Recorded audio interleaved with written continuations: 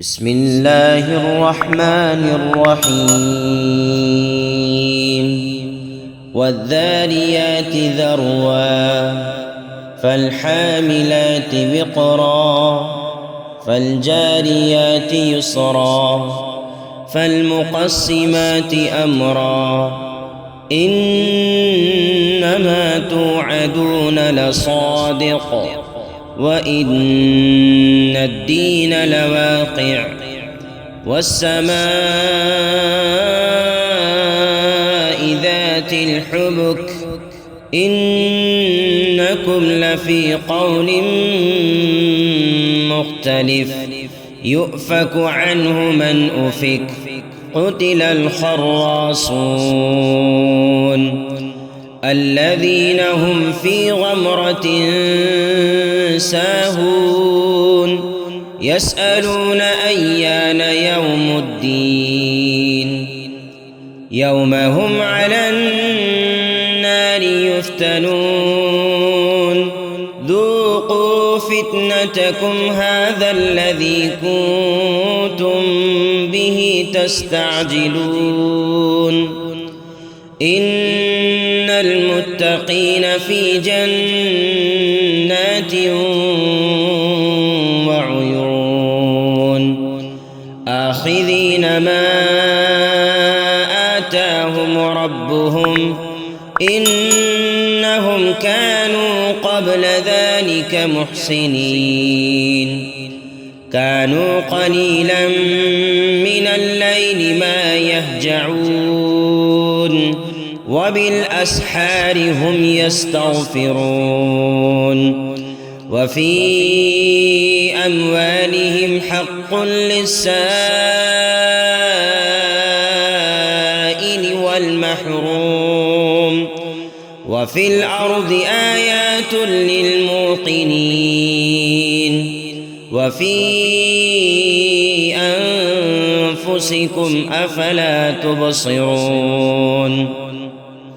وفي السماء رزقكم وما توعدون فورب السماء والأرض إنه لحق مثل ما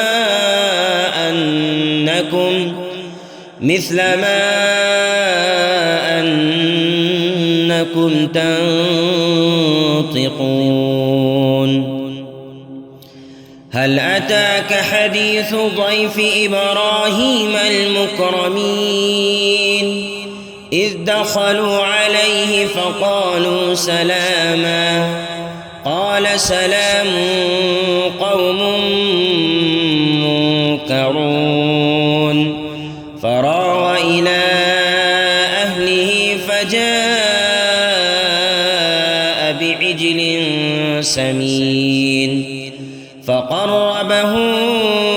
إليهم قال ألا تأكلون فأوجس منهم خيفة قالوا لا تخف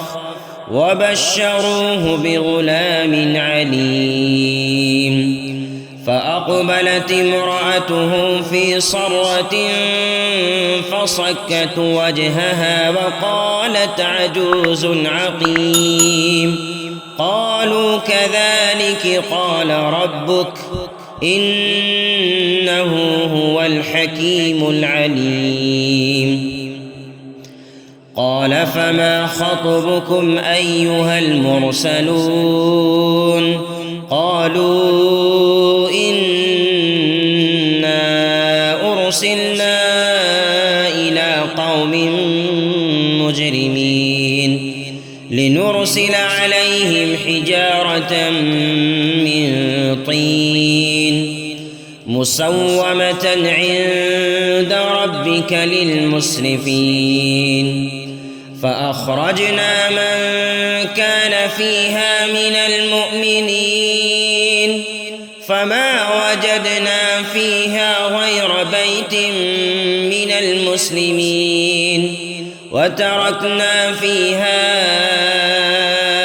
آية للذين يخافون العذاب الأليم وفي موسى إذ أرسلناه إلى فرعون بسلطان مبين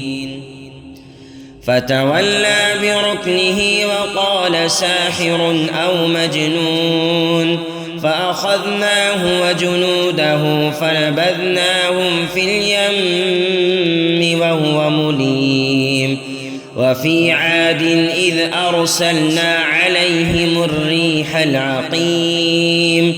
ما تذر من